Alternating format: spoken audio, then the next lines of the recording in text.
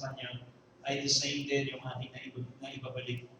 Yun yung naibabalik natin sa Kanya. So it's two-way. So kaya napakahalaga ng pagsamba. Yun ang nagde-develop ng intimacy sa atin. Now, last Sunday, ay ating topic po ang dalawang pinakamahalagang gampanin, no, ng simbahan, ng iglesia, and as well as ng bawat mananampalataya. At ang ating teksto, no, ang text natin last Sunday is in Acts chapter 9. Acts chapter 9 verses 5 to 6. Now, which is mayroong dalawang katanungan doon. Now, I allow you last Sunday to enumerate those two main purposes ng iglesia, why we exist as a church, no? And as well as bakit tayo niligtas ng Panginoon. So, can you still recall yung two questions na inask ni Apostle Paul nung na-encounter niya ang Panginoon on the road to Damascus? Can we still enumerate those two main purposes ng simbahan? Ano yung dalawang question? Number one, nakasanahin. And then the other one, okay, who are you, Lord? And what do you want me to do? Nakasagot natin one more time. Who are you, Lord? What do you want me to do? Okay, so yung dalawang bagay na yun ay napakahalaga because question number one, who are you, Lord, is a question that leads us to knowing God. It is a question that leads us to knowing God. And to know God is our primary calling. No? Knowing God that leads us to be conformed unto the character of Christ. Knowing God, as we know the Lord, we are being conformed. We are being changed unto the character of Christ. Kaya napakahalaga ng first question na yun is because that's the kind of desire, that's the kind of question a believer should have in order for him to be conformed, to be transformed unto the character of Christ. That's why we call it the vision of Zion. As you see there, we have the four main thrusts of our church. So Hills of Zion has four main thrusts. What is that? Sabay-sabay natin basahin. Vision of Zion, prayer and worship, cell groups, and missions and evangelism.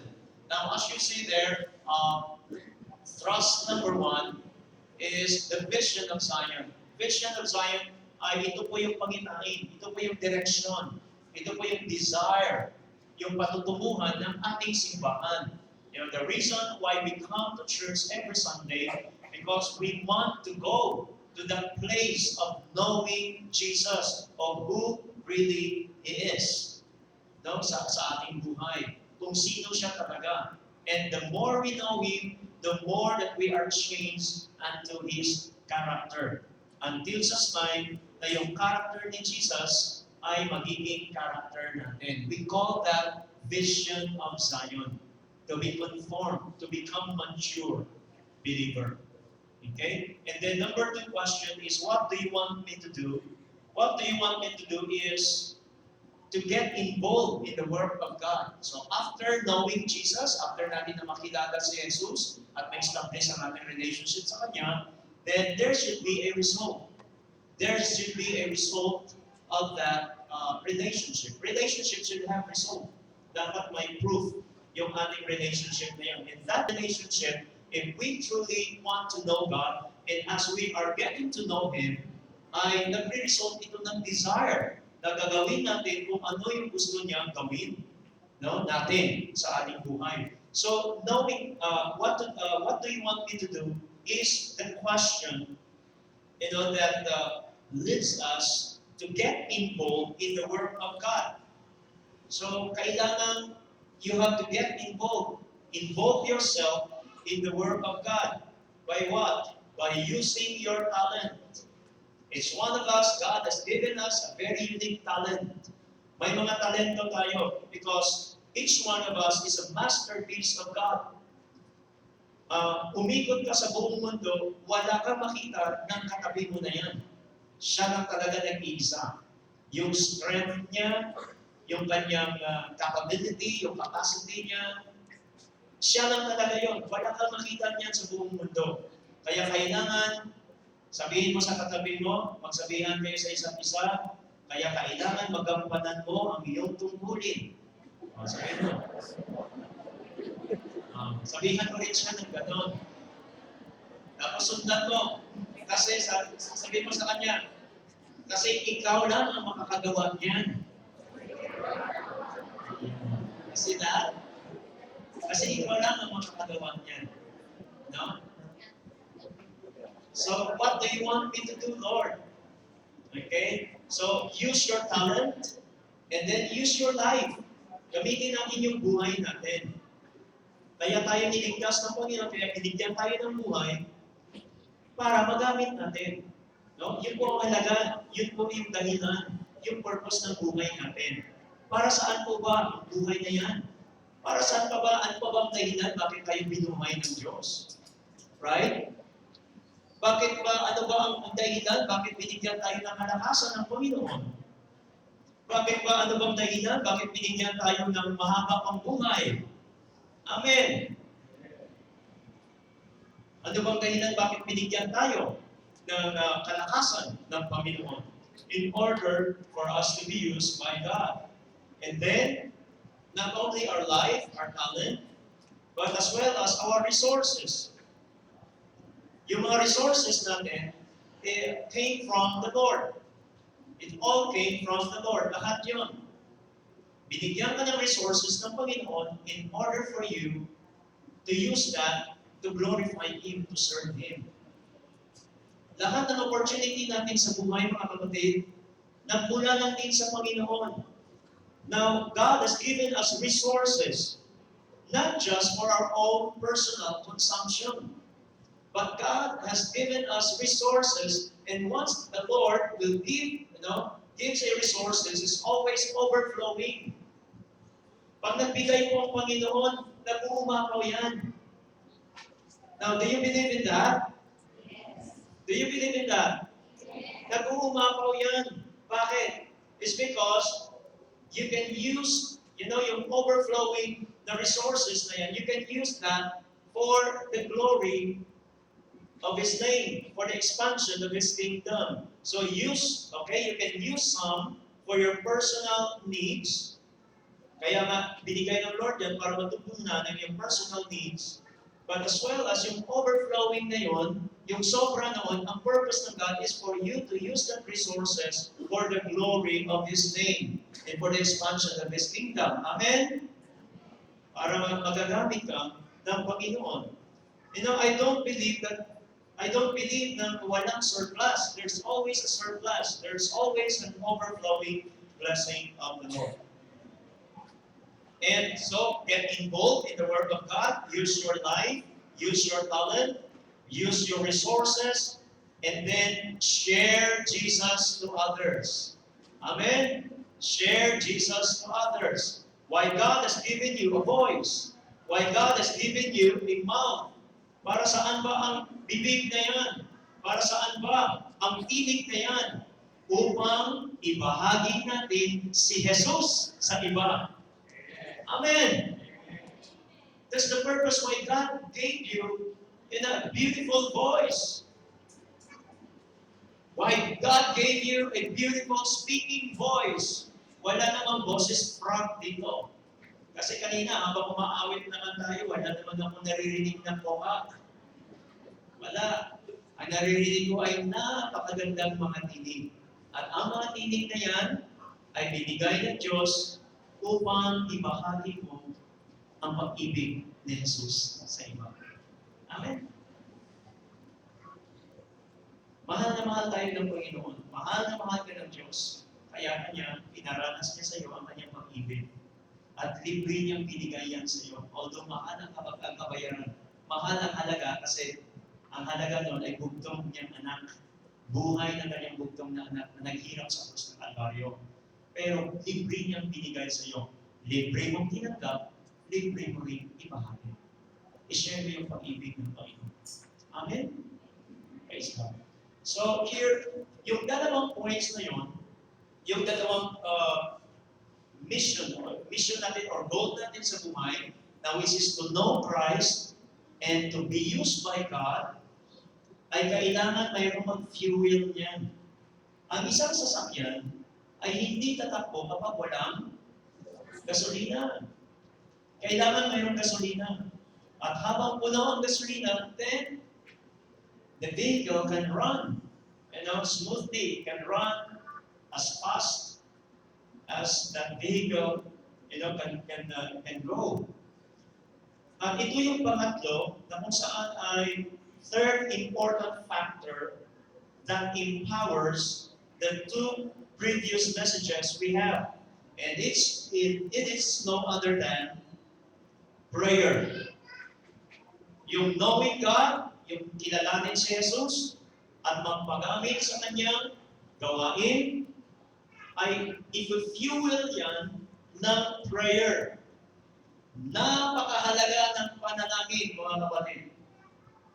Napakahalaga ng panalangin. At pwede kong sabihin ngayon din, na pauna, na kung anong narating natin sa buhay, na pag-usad natin ng kaharian ng Diyos, ay bunga lamang ng iyong mga panalangin. Bunga lamang ng iyong panalangin. Kasi kahit tayo gumagawa, kung ginagawa natin yan sa sarili nating kalakasan, we cannot make it. It's because ang kaharian ng Diyos ay ang Diyos lang din ang makapagsagawa. Ang human capacity, yung ating makataong kalakasan ay it's not enough. So, when you work, pag ikaw ang nagtatrabaho, apart from God, apart from Jesus, then you are using your own strength. And you can do nothing. Wala kang ma-accomplish niyan. Okay? Wala kang ma-accomplish niyan. But when you pray, then God works on your behalf. Kaya yung prayer na yon, napakahalaga is because si God mismo ang magkukos sa iyo. Si God mismo ang magbibigay sa iyo ng kalakasan. Si God mismo ang magbibigay sa iyo ng apoy for you to do that. Kaya nga in Zechariah chapter 4, verse 6, ay sinabi doon, it is not by might. Ma-accomplish natin ang plano ng Diyos sa ating buhay at maging sa ating mga mahal sa buhay at sa kaharian ng Panginoon. It is not by might. Hindi sa sarili nating kalakasan. Hindi sa sarili nating karunungan. But sa pamamagitan lamang ng banal na Espiritu ng Diyos. Tandaan natin yun. Hindi natin pwedeng i-accomplish sa sarili nating karunungan. We are all dependent upon God. We are all dependent upon God. Kung hindi kikilos ang Panginoon at tulungan tayo, we cannot make it. If God will not help us to teach us, to guide us, and to empower us, we cannot make it. Kaya kailangan ng prayer.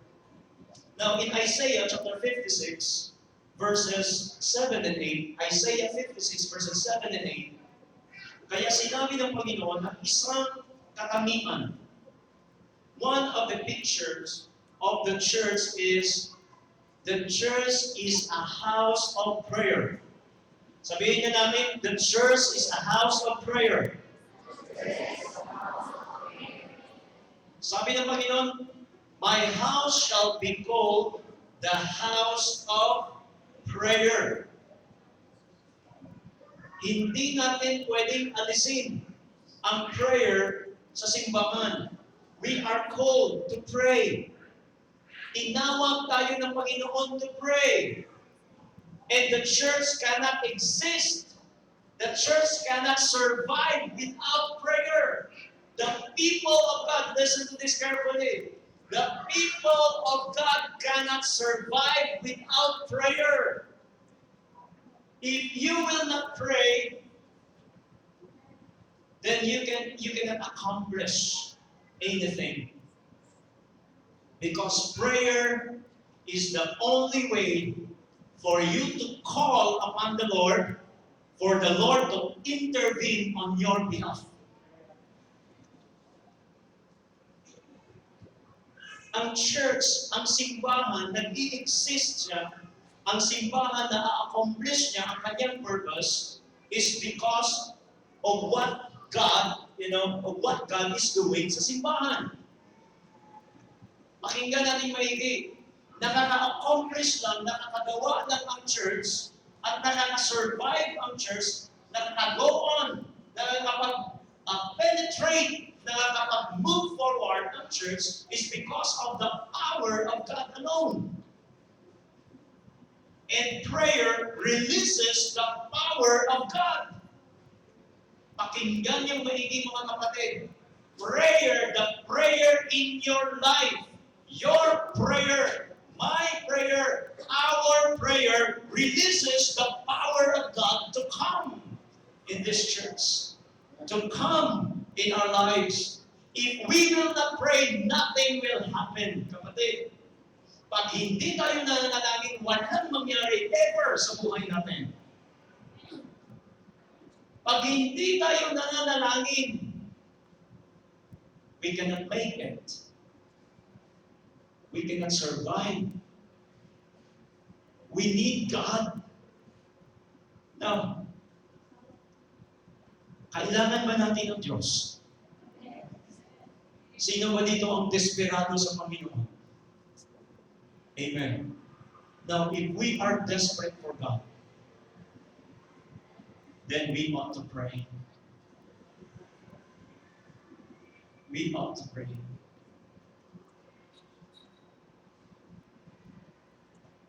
So why all of us really need to pray? When I say all of us, bata man, binata, dalaga, may asawa, lolo at lola, lahat po tayo, all. Why we all need to pray? Why all of us really need to pray? Bakit kailangan nating manalangin? Bakit kailangan manalangin? At bakit kailangan maging mapanalangin? Now, through prayer, as what I mentioned kanina, through prayer, we urge God. We plead to the Lord. We urge God to intervene and release His mighty power on our behalf. For what? Para saan ang kapangyarihan ng Diyos na hinihingi natin? For the fulfillment of His great plan in our lives in His kingdom. Para sa kaganapan ng kanyang dakilang plano sa ating personal na mga buhay at maging sa paglalakbay at direksyon ng simbahan. When we pray, when you pray, you urge God. You ask the Lord to come and release His power on your behalf. Para saan? Ang kapangyarihan ng Diyos. Para maganap ang dakilang plano ng Diyos sa buhay mo. Sa buhay ng mga kapatid mo. Sa buhay ng mga pamilya mo. Marilis yung power ng Lord sa inyong buong pamilya. Marilis ang power ng Lord doon sa mga kaibigan mo. Marilis ang power ng God sa buong simbahan, sa buong syudad, at sa buong bansa. When you pray. If you will not pray, then God will just wait. Mag-aantay lang ang Diyos kung kailan ka manalangin at kailan ka hihingi.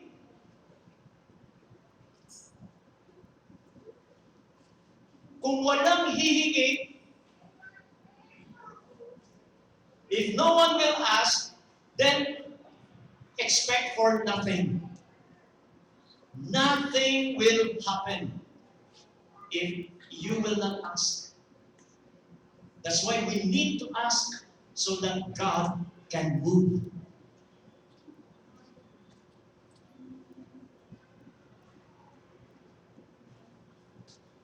Now, Pastor, you may ask me, Pastor, bakit?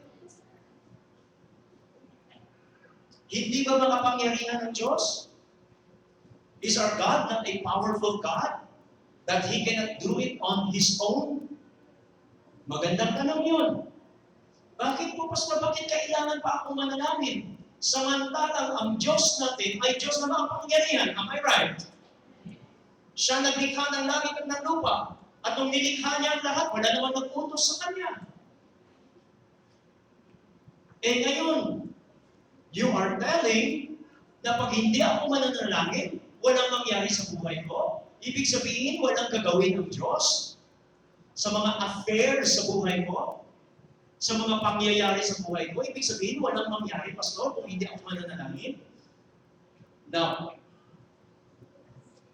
let's look at this particular scripture. At tingnan natin kung kanino binigay ng Diyos ang responsibilidad sa mga pangyayari at mangyayari at gusto nating mangyari sa ating mga buhay. Sa ating mga paligid, sa ating mga pamilya, sa ating kapaligiran, sa ating syudad, sa ating bansa. At tingnan natin kung saan at kanino ibinigay ang responsibilidad na ito.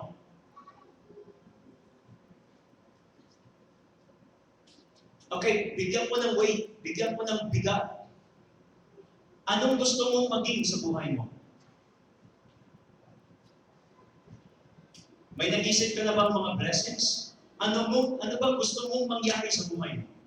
May naisip ka na. Pangalawa, ano ang gusto mong mangyari sa pamilya mo? May naisip ka na. Ano ang gusto mong mangyari sa syudad na ito? May naisip ka na. Yung iba, huwag na sanang magpundoy.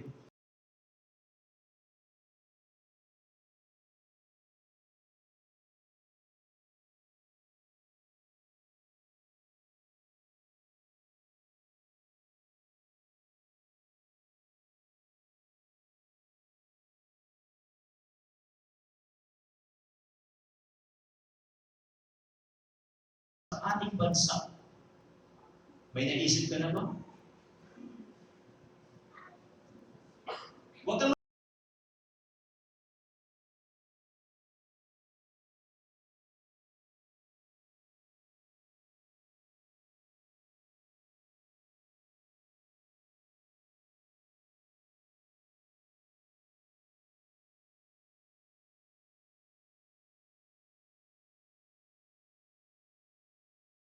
likeness. Let them have dominion over the fish. Now, listen to that. Look at that. Okay, tingnan niyo maigi. Carefully. God said, let us make man in our image, according to our likeness. For what purpose? Let them have what? Dominion. Sabihin niyo natin, let them have dominion.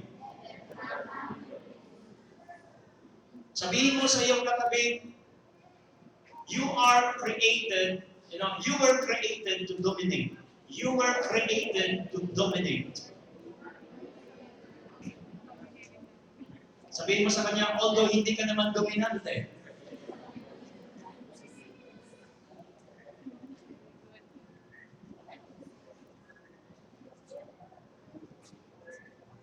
to dominate.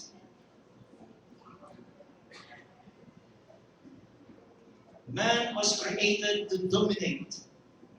Dominion over the fish of the sea, over the birds of the air, and over the cattle, over all the earth, and over every creeping thing that creeps on the earth. So God created man in His own image. In the image of God, He created him, male and female, He created them. Then God blessed them, and God said to them, be fruitful and multiply and what? Fill the earth and subdue it. Sabihin mo sa katabi mo, fill the earth and subdue it. Sabihin mo, ikaw ang nagmamay-ari ng buong mundo. Kahit wala kang lupa at bahay ngayon, I mean. But it's true. Kinreate tayo ng God for us to dominate, to fill the earth, and subdue it. Ibig sabihin, binigay ng Diyos sa atin ang pribilehiyo to fill the earth and dominate. Have dominion, again, it was emphasized, again, have dominion over the fish of the sea, over the birds of the air, and over every living thing that moves on the earth. Ha, mga kapatid, nasa ating kamay, nasa iyong kamay, ang pagkakaroon kung ano ang gusto mong mangyari sa iyong kapaligiran. Dahil ikaw ang nagmamay-ari ng iyong kapaligiran. Lahat ay ginawa ng Diyos. Lahat ng mga nilikha dito sa lupa, sa ibabaw ng lupa, the birds in the air, the fish in the sea, every living thing, every creature, kinreate ng God para ikaw ang magmamanage para sa iyo. And you know what? Mayroong question. Para saan ba ginawa ang mga animals? It's just so simple. Sabi ng iba, mayroong animal rights. At kung minsan yung rights ng animal, naging kapantay na ng human rights. Nakulong mo yung tao dahil lang sa aso, dahil sa pusa. But you know what? What the scripture says? The very purpose why these animals were created for your pleasure. Para sa kasiyahan mo. Kaya na ang mga puppy, diba? May hamster, may puppy, may mga Rottweiler, kahit ano pa yan sila, kahit ano pa sila mga Doberman, pero hindi, kinreate ka lang para, okay, roll. Okay, jump. Animals were created for our pleasure. So, nasa kamay natin lahat yung binigay ang lahat ng pribilehiyo na yan sa atin. But here, pakinggan natin, mayroong twist. May twist dito. But when Adam and Eve allowed themselves to be tempted by the devil, now they gave their authority for dominion here on earth over to Satan. Nung nagkasala sila, when Adam and Eve allowed themselves to be tempted by the devil, at nung na-tempt sila,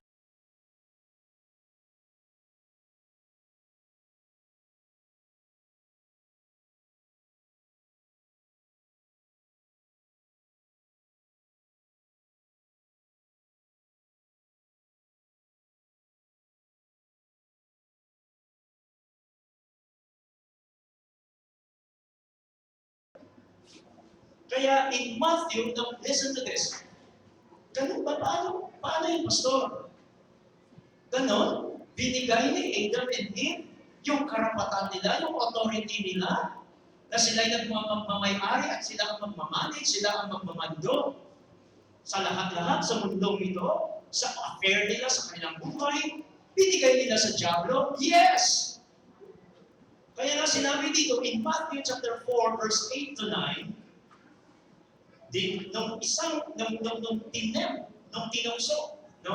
tinukso ng diablo si Jesus, mayroong tatlong klase ng tukso na ginawa ang diablo sa kay Jesus. Number 1, kung talagang totoo kang anak ng Diyos, turn this stone into bread.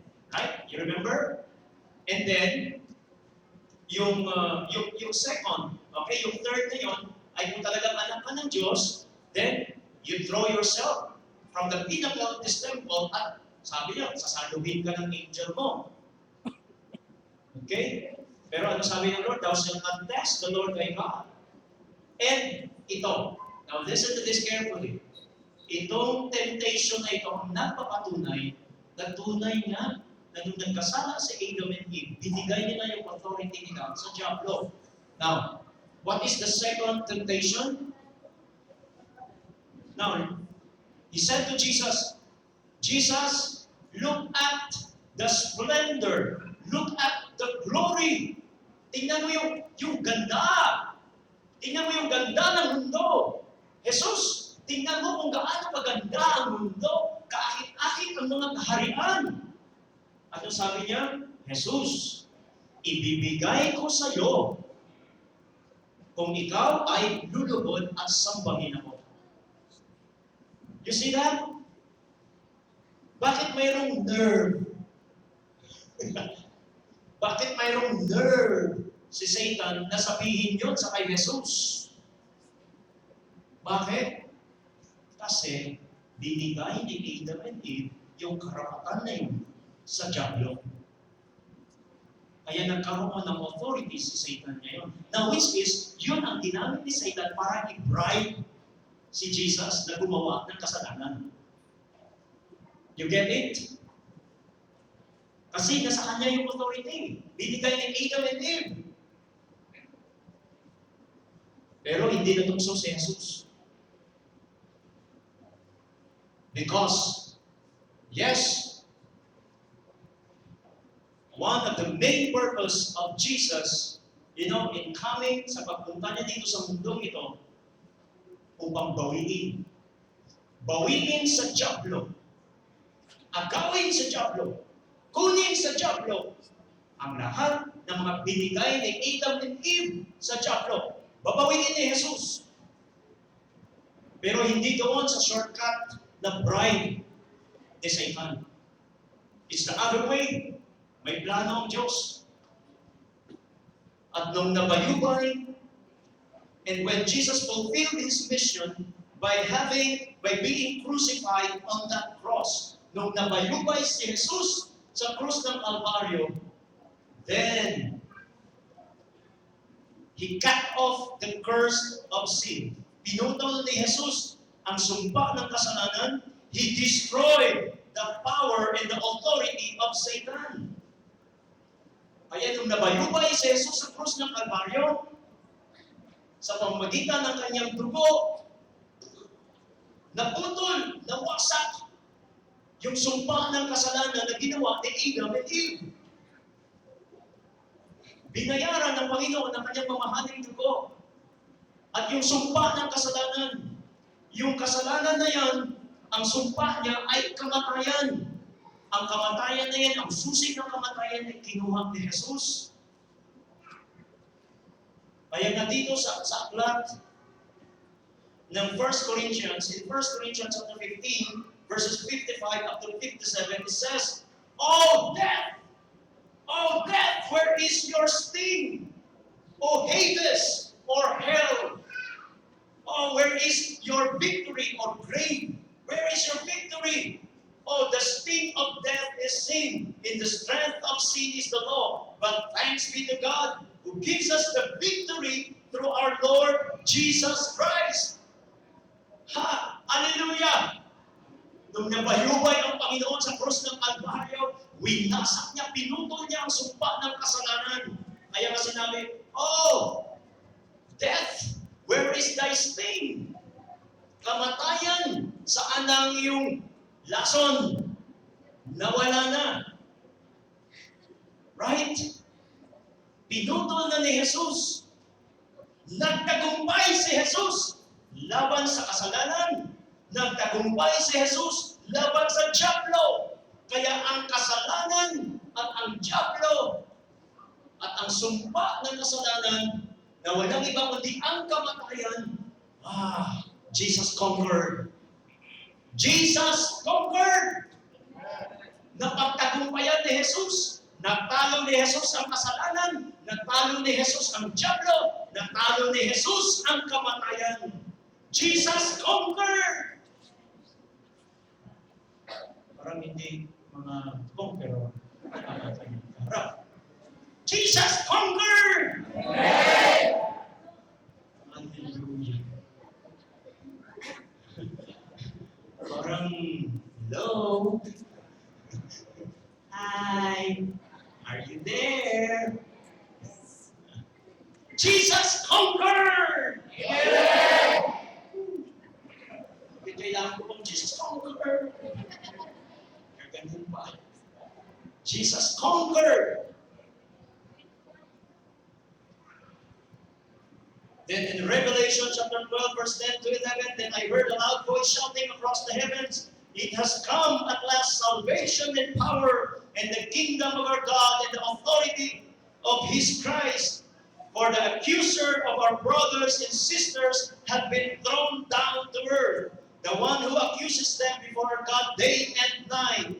And they have defeated Him by the blood of the Lamb and by their testimony. And they did not love the Lamb so much that they were afraid to die." So they have defeated. The blood of Jesus defeated Satan once and for all. Hallelujah! Yung nag-agaw ng authority sa kay Adam and Eve, yung nagdinlang sa kay Adam and Eve para nakawin ang kanilang authority, natalo ni Jesus! At ang authority na yan, nasa kamay ni Jesus. Nasa kamay ni Jesus ngayon. Ibig sabihin, ang Diablo ay leon naman ang ngipin. Pag kinagat ka ng leon naman ang ngipin, ano mangyari sa iyo? Hindi ka mamamatay. Magkikilitik ka.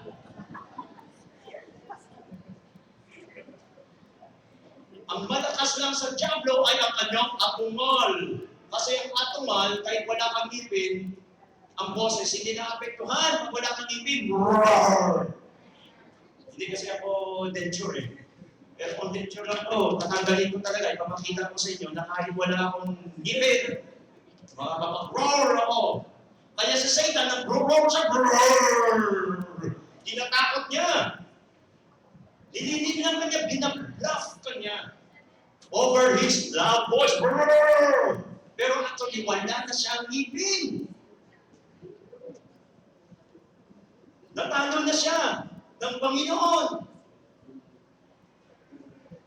Pero pastor, akala ko ba panalo na si Jesus? Akala ko ba andun na yung authority sa kay Jesus? Pero bakit kailangan pa rin akong makikipagka? Bakit kailangan pa rin akong makipaglaban?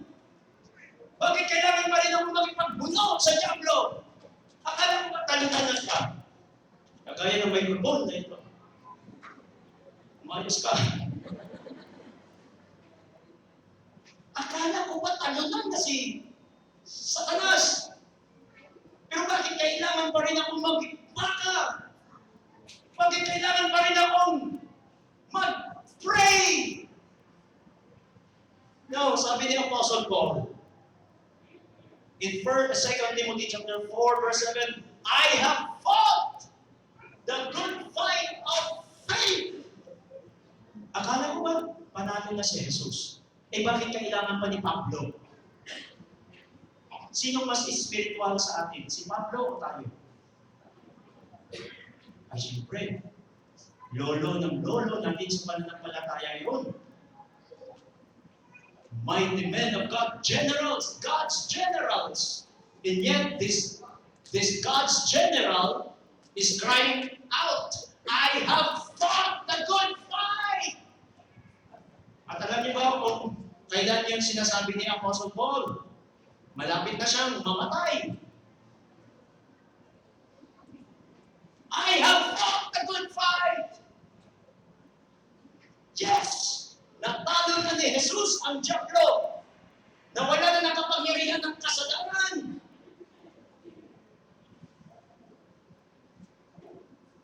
At andun na sa kay Jesus ang katagumpayan. Pero kailangan mo makipaglaban.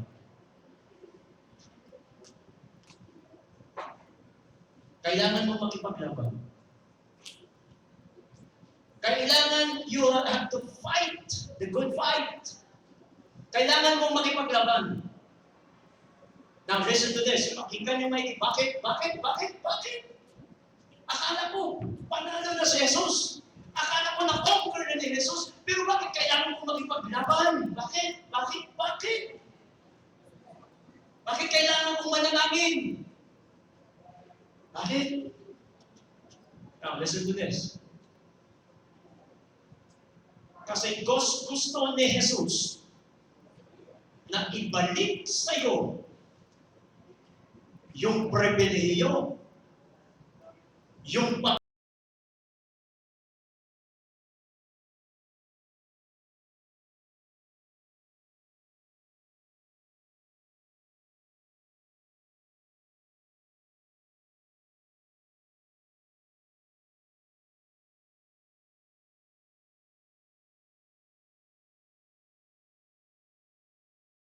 si Adan at saka si Eva, gusto ng Diyos na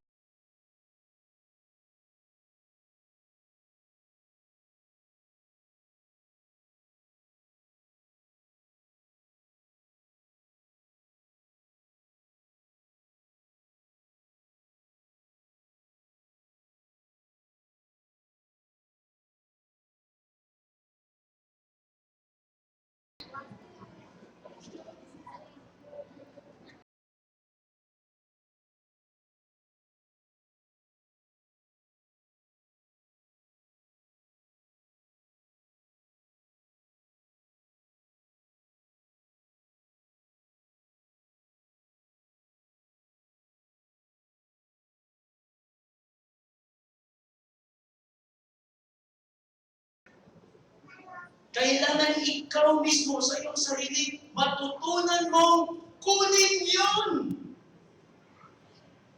Muli, gumising ka. Kasi yung otoridad, anak, makinig kang maigi. Nung ikaw ay aking iniligtas at ginawa kitang born again, hinalik ko sa iyo ang karapatan. At kailangan ang karapatan na yan ay gamitin mo to subdue the earth again.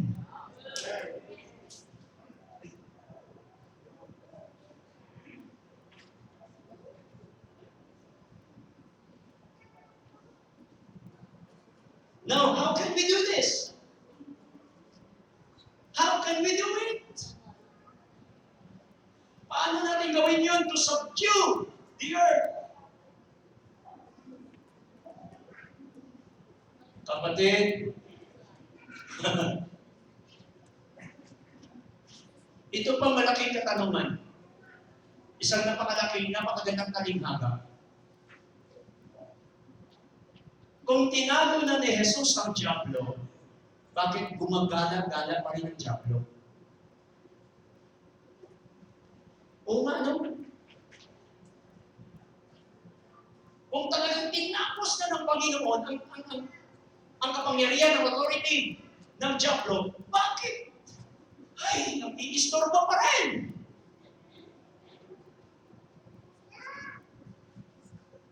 Ako naman nakakaranas ng Diablo sa buhay. Huwag niyo man sabihin yung mga asawa niyo, ha? Nagpapagamit. Yun, pero hindi sila yung Diablo. Nagagamit.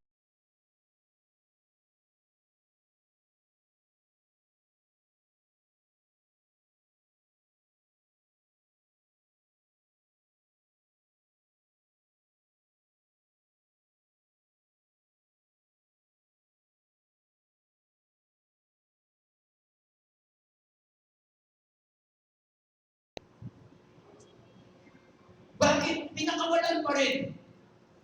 Now, pakinggan yung maigi. Bigyan natin ng rason bakit may Diablo. Gusto ni Jesus na sa pag-angkin mo muli, okay, ng iyong mga karapatan at otoridad, gusto niya na makaharap mo muli pound for pound, square fight, ang Diablo. Bakit?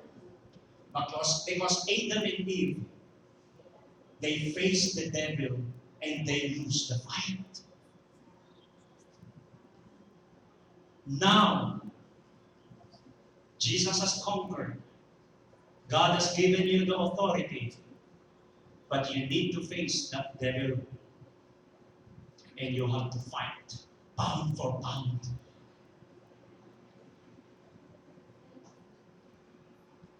Yung exercise ni Manny Pacquiao.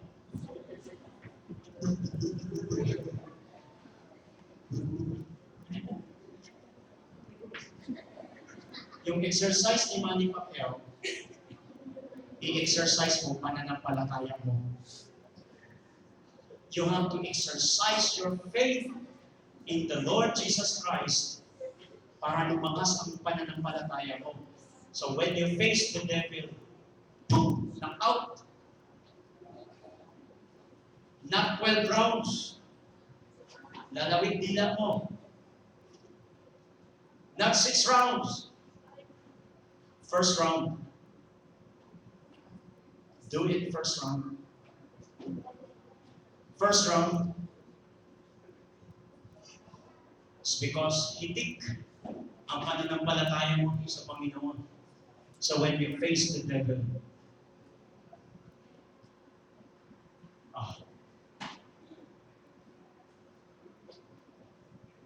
boom. First round.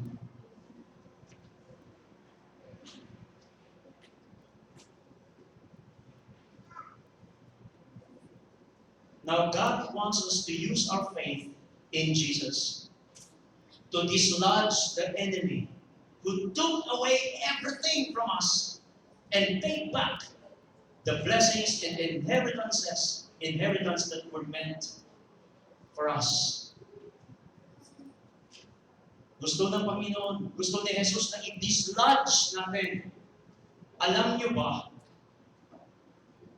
doon sa ating mga blessings, makinig kayo, masarap pakinggan ito, blessings. Sino gusto ng blessings? Kunyari pa yung iba. Ayaw, sino gusto ng blessings? Alam niyo ba na doon sa mga blessings na yon, nakatayo ang dyablo. Okay? Hawak na hawak niya ang titulo. At alam niyo ba kung kanino nakapangalan ng titulo? Tingnan mo yung katabi mo. Nakapangalan sa kanya. Nakapangalan sa iyo. Pero akala ba natin na ibigay lang ng dyablo ng ganyan? Aatungan ulit ang leon na walang ipin. Okay? Lalapit ka ngayon. Di ba? Bakit? Kasi kukunin mo yung blessing. Right? Yung mga blessing natin. Kukunin natin. On the right corner, weighing 130 pounds. In black jersey, Oscar Ball. Woo! Harap siya ngayon sa dyablo. Anong initial na gagawin ng dyablo? Murr!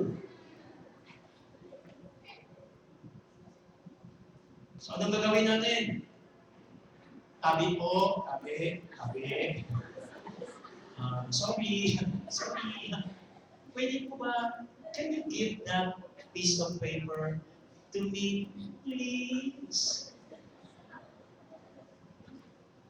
Hindi. You need to fight squarely. Kailangan i-dislodge mo ang kaaway. Kailangan i-remind mo sa kanya, Satanas, you have been defeated 2,000 years ago. Remember the blood of Jesus? Remember the blood of Jesus that was shed on the cross of Calvary? Satan, remember the blood of Jesus? The blood of Jesus defeated you 2,000 years ago. And you know what, Satan? I will remind you of your destiny. You are bound for hell without hope.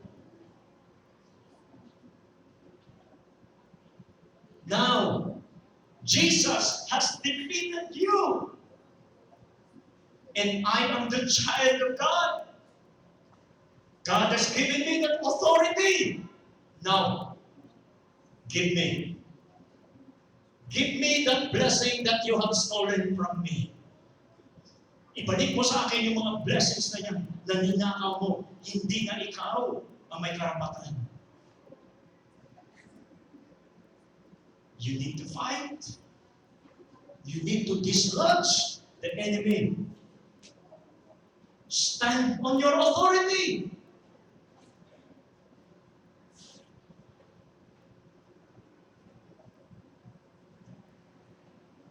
And how can we do this? How can we dislodge the enemy? How? How can we kick out the enemy? How? Sabay-sabay! Prayer! Prayer! Panalangin! Prayer. Kids, listen to this. Makinig kayo mga anak. Makinig kayo mga anak. Makinig kayo sa listen kayo mga anak. Alam niyo ba? Listen. Magkakwento.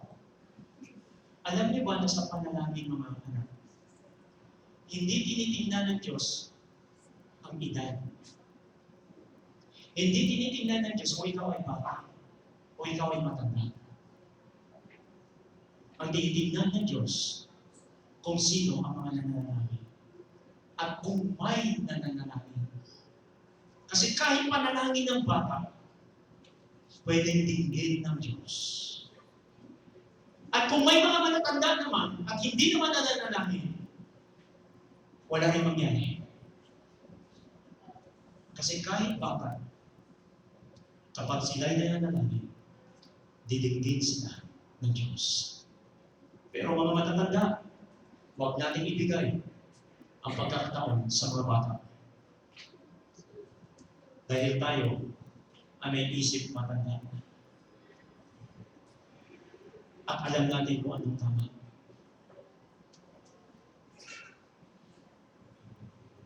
Kaya nga sabi ni Apostle Paul in Ephesians 6 verses 12 up to 20, we need to pray. We need to pray. Kailangan mag-pray. Kailangan mag-pray. We cannot dislodge the enemy by human strength. We cannot dislodge the enemy by human intellect. No. Satan is so wise. Satan is very wise. Ginamit ni Adam and Eve ang ito at ang kalakasan nila, they used the fight. Now, it says here, for we are not fighting against flesh and blood, enemies, but against evil rulers and authorities of the unseen world, against mighty powers in the dark world. You see that? Against rulers and authorities of the unseen world, against mighty powers in dark world, and against evil spirits in the heavenly places. Therefore, put on every piece of God's armor so you'll be able to resist the enemy in the time of evil. Then after the battle, you will still be standing firm. After the battle, you will still be standing firm. Stand your ground. Putting on the belt of truth and the body armor of God's righteousness. For shoes, put on the peace that comes from the good news so that you will be fully prepared.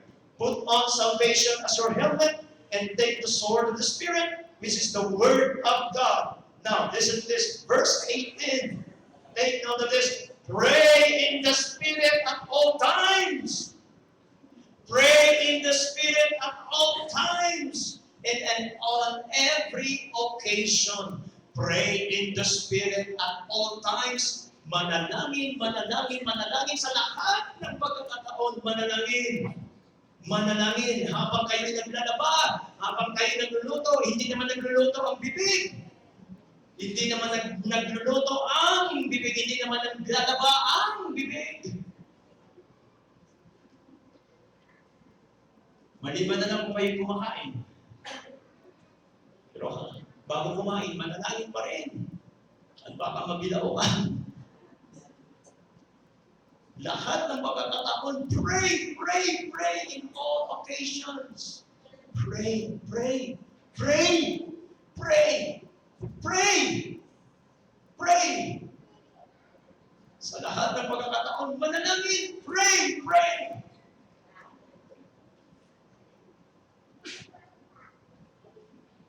Stay alert. Stay alert. Stay alert. Tama na yung pagtulog natin. Tama na yung pamamahinga natin. Stay alert. Pag-araw ng Wednesday, stay awake. Stay alert. Every Wednesday we have prayers here. At kung gaano tayo karami ngayon, every Wednesday when we pray, 1%.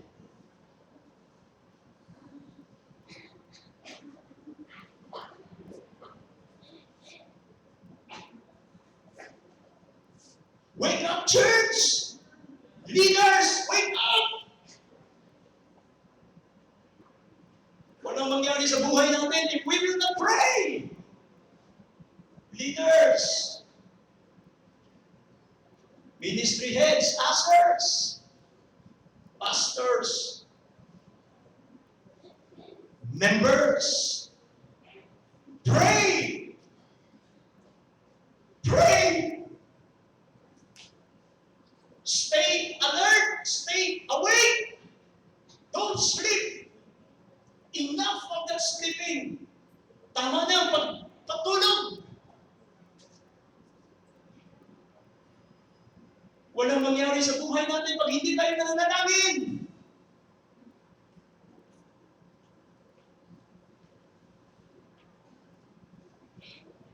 Stay alert and be persistent in your prayer. For all believers everywhere.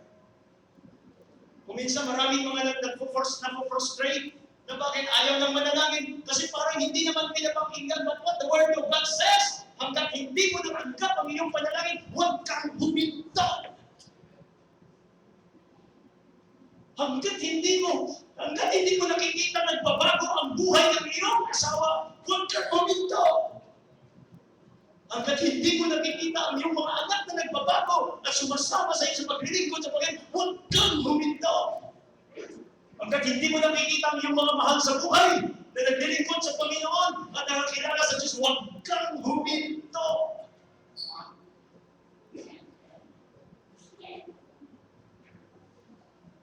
At huwag mong pahintulutan ng Diablo ay ang Diablo ay bubula-bulahin na at sisipa-sipahin ang iyong mga mahal sa buhay.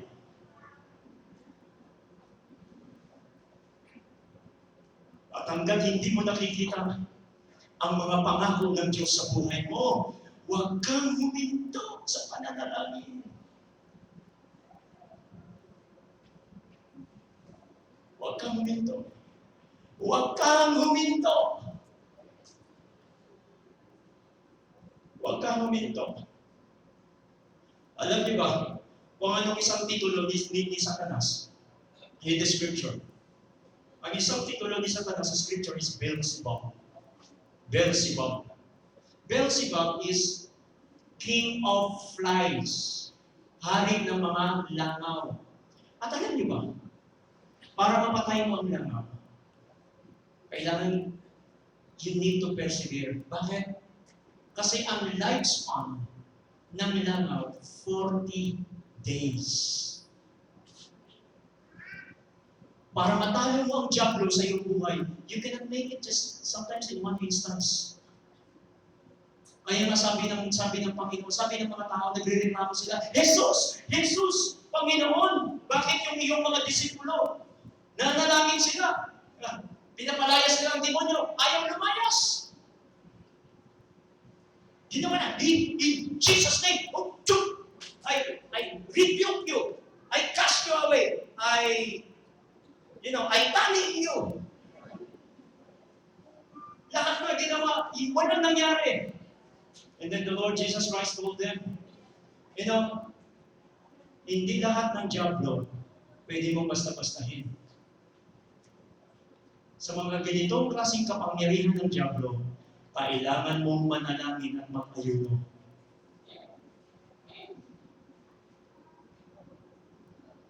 Church, listen. Kung gusto natin na ma-dislodge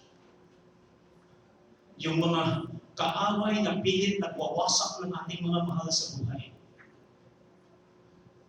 kung gusto natin mawasak yung gawa ng mga Diablo na siyang gumagawa para tayo ay maging talunan, you need to pray. Listen, and as well as fast. Kung kailangan mo mag-fasting, right, chubby chick? Marami na sa ating nagiging chubby chick. Chubby chick. Chubby. Resulta ng kain, tulog, kain, tulog, kain, tulog, kain, tulog. After 20 years, my blood.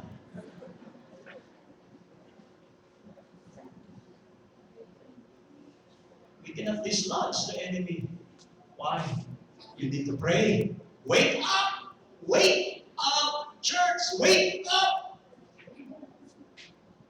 Gising! Manalangin! Every Wednesday is our prayer meeting.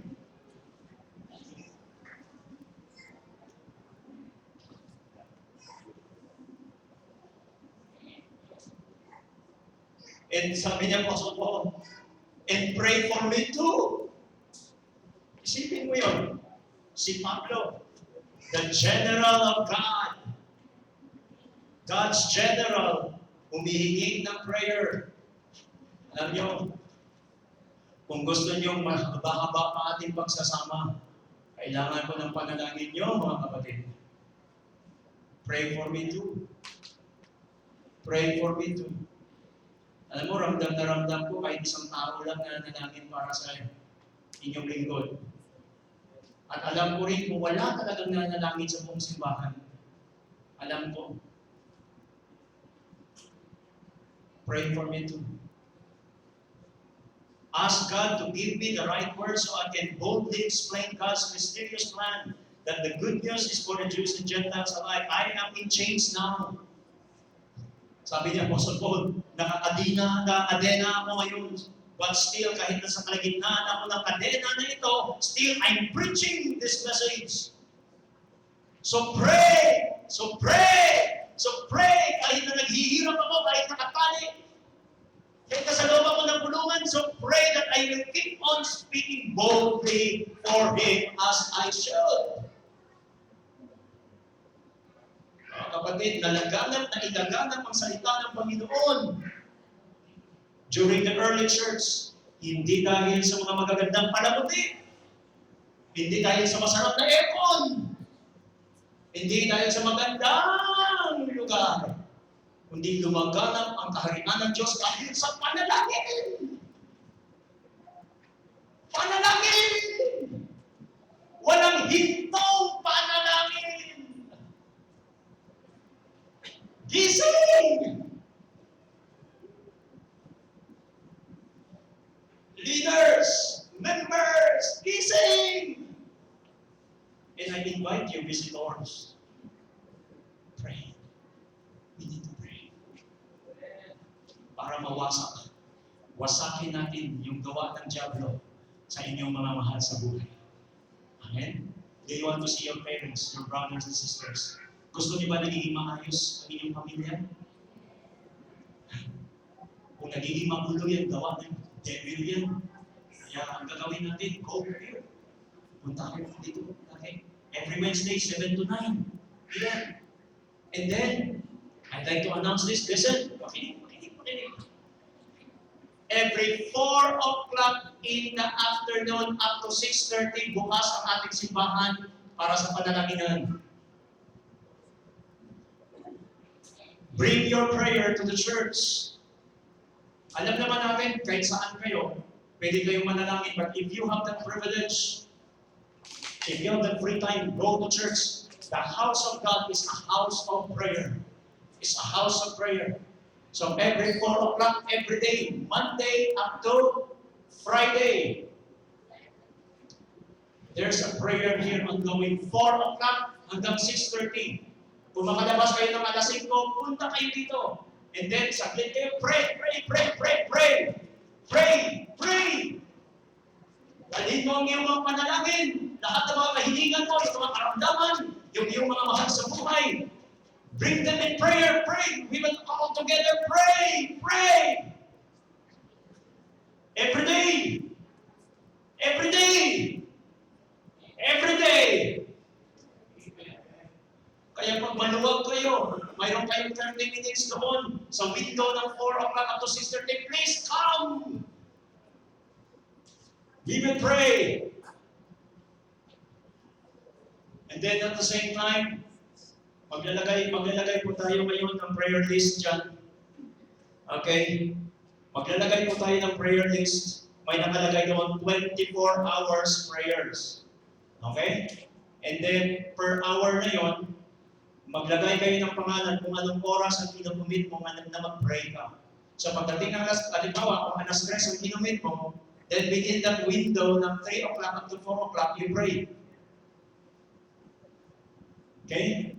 Kung alauna, libre ka, o kahit nasa office ka, wala ka namang ginagawa, andun ka naman sa harapan ng computer, at daliri mo lang naman ang gumagawa, pero ang bibig mo, libre.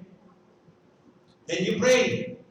Kunin mo yung slot, kung iyan ay alas 2 ng hapon hanggang alas 3, then you get that slot. And then pagdating ng alas 2 hanggang alas 3, yung window na yun, you pray. Pag pumasok sa window ng 2 to 3, then you pray. Now, what we're going to do here is we will have a 24 hours prayer non-stop in this church. Amen? Do you agree with that? Do you agree with that? Are you with me? Amen? Walang bayad yan. At kung mayroon kayong mga prayer requests, then send your text message to Ping. Lahat, yung mga prayer concerns niyo, ipadala kay Ping is because lahat yan, tinitext niyo ni Ping. Ping is our secretary. Tinitext niyo sa lahat ng mga kapatiran ng mga nananalangin. So all the whole church is praying for you.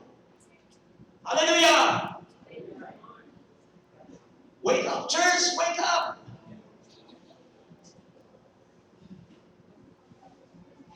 If we want to see, open the blind eyes, unlock the deaf ear, come to your people as we draw near. Hear us from heaven, touch our generation. Anong ibig niyang sabihin? Prayer. Kaya when we are singing that song kanina, there was a very, a tremendous power of God, anointing of God came. Open the blind eyes. Unlock the deaf ear. If we want to see the power of God coming in a church, if you want to see revival, start to pray. Start to pray. Church, listen to this. Pag nagsimula na tayong manalangin, nanginginig na ang diablo! Dahil sa lahat ng ayaw niya na gawin mo ang manalangin.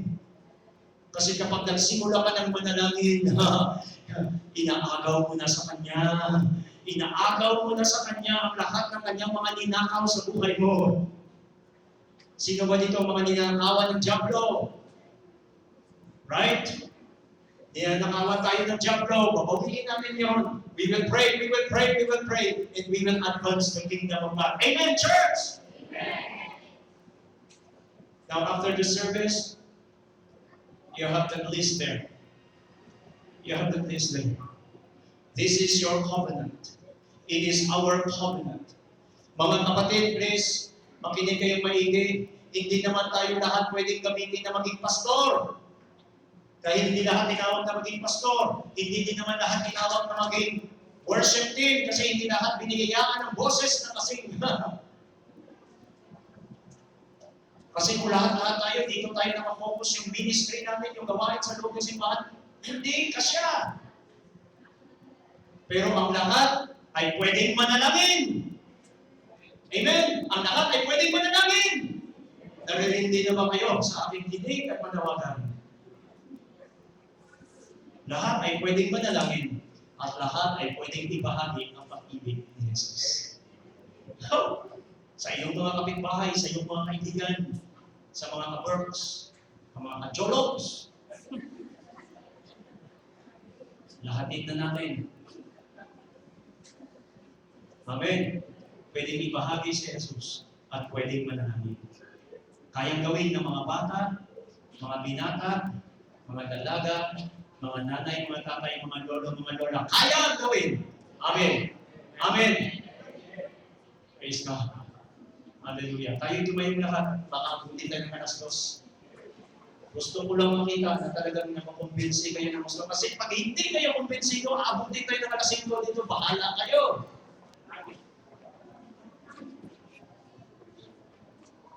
Oh Lord, have mercy.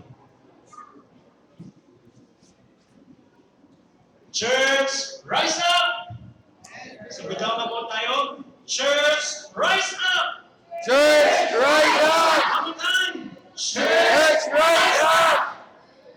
Sabihin natin, 3 beses, pray, pray, pray! Sigaw! Pray, pray, pray! Hallelujah! Oh, glory to God. Glory to God. At kailangan na natin tapusin ang ating pananambahan ngayon. Mga kapatid, makinig kayo maigit. Sinusumpa ko sa aking sarili na ako'y magtatapos ng alas 11. Promise. Promise. Bago ako sumalang doon, sinusumpa ko, tatapusin ko ng alas 11. Pero hanggang hindi ko nakikita na kayo'y kumbinsido, bahala kayo. Ako'y hindi susuko at ako'y hindi hihinto. Hanggat hindi ko nakikita sa inyong mga mata, talagang gagawin ninyo kung anong panawagan ng Diyos. Dahil ito lang ang paraan, mga kapatid, upang mapalaya ang ating mga mahal sa buhay sa kamay ng dyablo. Dahil ito lang paraan para mawasak ang talikala ng dyablo sa ating mga buhay. Dahil ito lang ang paraan para makita natin ang dakilang plano ng Diyos sa ating mga buhay. Alam kong hindi naman kayo mamamatay kung aabutin kayo ng alas 12 na hindi kayo nakakain. Am I right? Sa harapan ng Facebook, inaabot tayo ng alas 2, walang pananghalian yun. Pero pagdating sa simbahan, binibilangan ng minuto ang Diyos. Pero hindi ko sinasabi na abutin tayo palagi ng alas 12. Dahil sinumpa ko kanina na sabi ko, kailangan alas 11 tapos na to. Pero hanggang hindi ko nakikita na ninyong mga mata ay talagang kumbinsido na kayo'y manalangin. At parang blanco. Di bali nang abutin tayo ng alas 2 at alas 3. Wala tayo sa Facebook. Nasa presensya tayo ng Diyos. Church, are you with me? Are you with God? God is calling you to pray.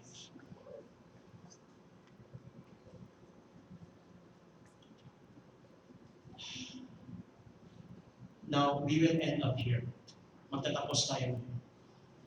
Now, doon sa mga kapatid na gustong may panalangin, may gusto kayong mga prayer requests, special prayer requests, please pumunta na kayo ng madali dito sa harapan.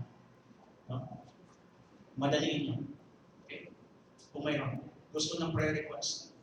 Okay. Please, make it quick para makauwi na agad tayo. Okay? Make it quick. Sino po ba ang gusto may pag-pray? Please come. No? Quickly. Bilis lang. Bilisan lang. Please come. Okay. Amen. We will pray. Amen. Mananalangin tayo mga kapatid. And we will dislodge the enemy. Okay. I-remind natin sa Satan doon sa kanyang pagkatawad. 2,000 years ago. Amen. We will pray. We will pray. Hanggang hindi mo natanggap ang iyong mga panalangin, go pray, pray! Hanggang hindi mo nakamtan ang kasagutan, Come, pray. Dahil talagang ganun. Mayroon po minsan labanan na matagal. But never give up. Never, never, never give up. Hallelujah. Hallelujah. Hallelujah. Now mga kapatid, kayo mga nasa upuan, pakita ka sa inyong mga kamay.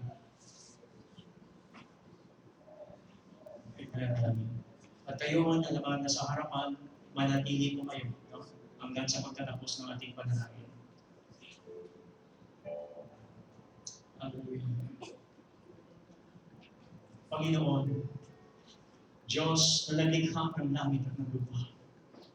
Salamat, Panginoon, sa katotohanan na nire-remind niyo sa amin, Panginoon. Aking dalangin sa mga kapatid na ito na nakataas ang kanilang mga kamay. Idaloy, Panginoon, ng kapayapaan. Idaloy, Panginoon, ng katagumpayan. Lord, aking dalangin ang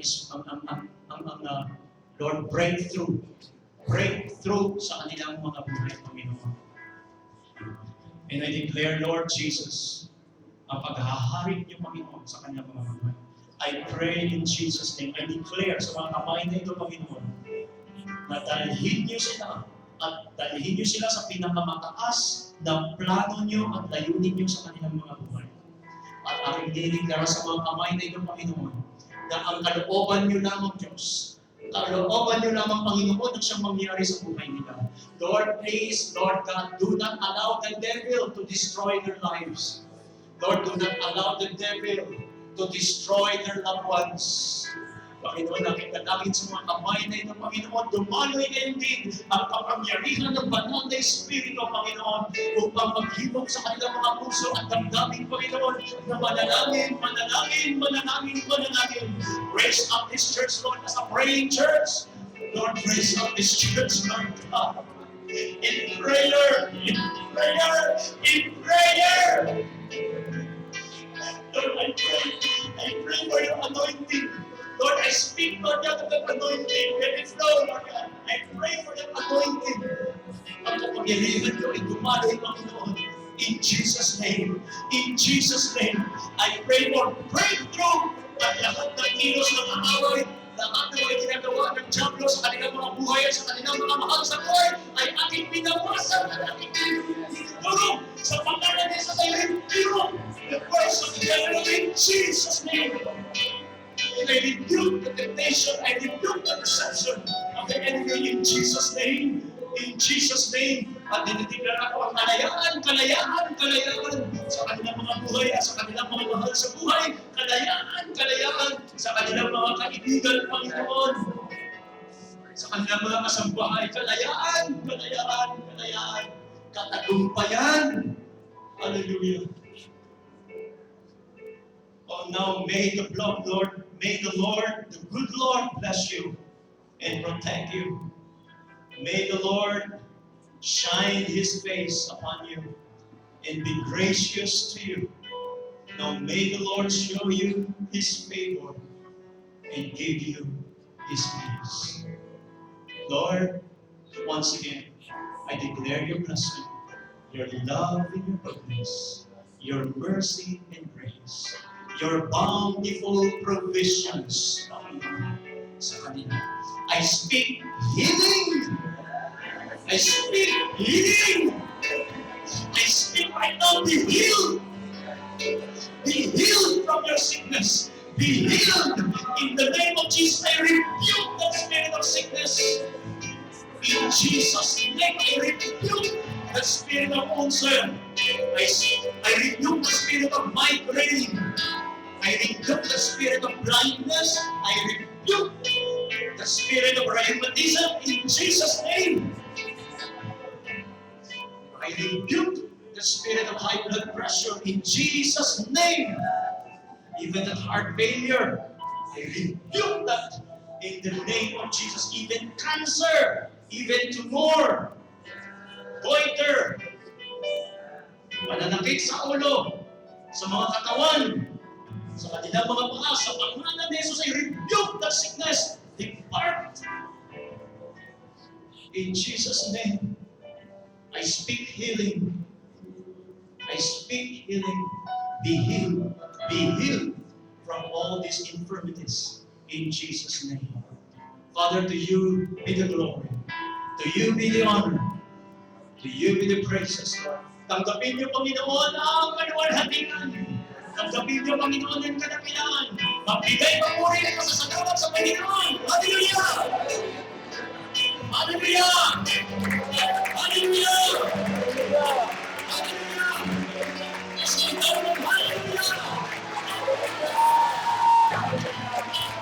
In His name we pray, in the matchless name of our Lord Jesus Christ, and everyone will shout Amen.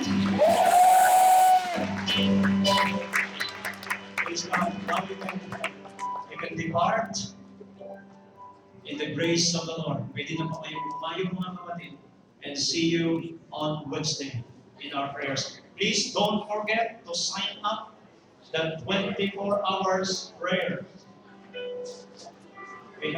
Please go to the usher's table. Mga bata, mga binata, dalaga, manlalay mga tatay, please go to the usher's table and sign up and pray.